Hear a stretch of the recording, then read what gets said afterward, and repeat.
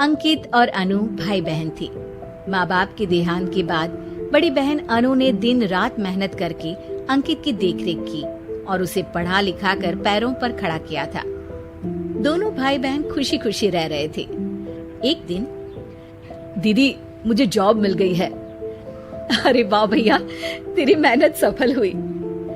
मेरी मेहनत नहीं दीदी, आपकी मेहनत। अगर पापा के निधन के बाद मेरी जिम्मेदारी आप न उठाती तो ये सब नहीं हो पाता। मेरी सफलता सिर्फ आपके बलिदान की वजह से है दीदी। कुछ महीनों बाद अंकित की शादी सीमा से हुई।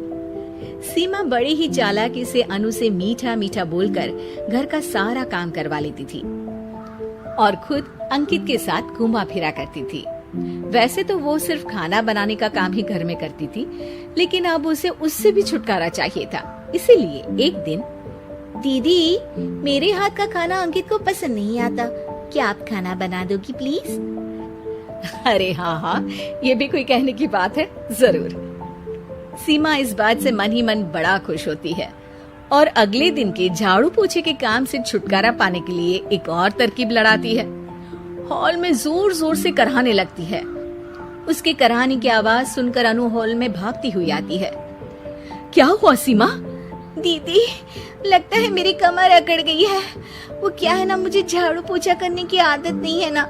मेरी मम्मी पापा ने मुझसे कभी ये काम नहीं करवाया। अरे कोई बात नहीं, झाड़ू पोछा ही तो है, मैं कर लिया करूंगी। ऐसे ही धीरे धीरे सीमा ने घर के सारे कामों का बोझ अनु पर डाल दिया। घर का सारा काम अनु करती थी, फिर भी सीमा को अनु से छुटकारा चाहिए था। इसलिए एक दिन वो अंकित के ऑफिस से लौटने से ठीक पहले ढेर सारे कपड़े लेकर धोने का नाटक करने बैठ जाती है। अरे सीमा, इतने कपड़े? अब क्या करूं, अकेली पड़ जाती हूँ, करना तो मुझे ही है ना।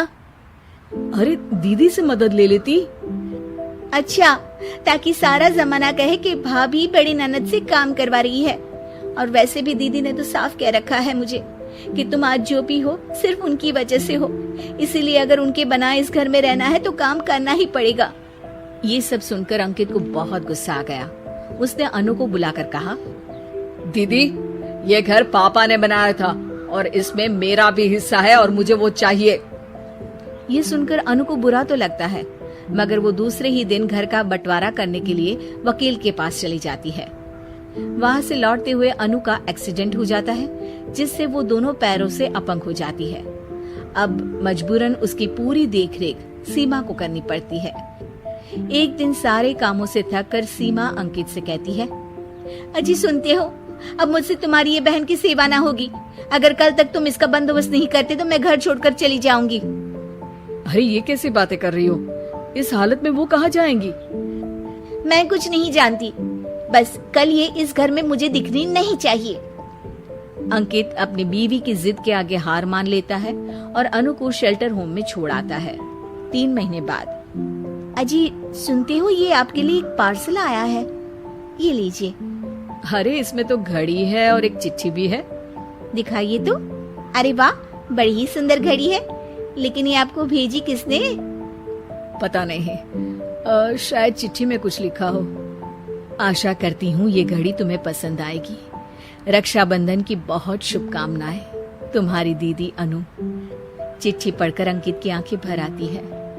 मैं दीदी को लेने जा रहा हूँ सीमा। अरे घड़ी भेज तो दी उन्होंने, अब क्यों जाना उनके पास? देखा सीमा, दीदी हमसे दूर जाकर भी हमारे बारे में ही सोचती है, और एक हम है जो उनकी सेवा से बचने के लिए उन्हें शेल्टर होम छोड़ा है। तुम्हारी बातों में आकर मुझसे ये क्या पाप हो गया? मैं जा रहा हूँ दीदी को लेने, और जब मैं वापस आऊँ तो तुम मुझे हमारे घर में मत दिखना।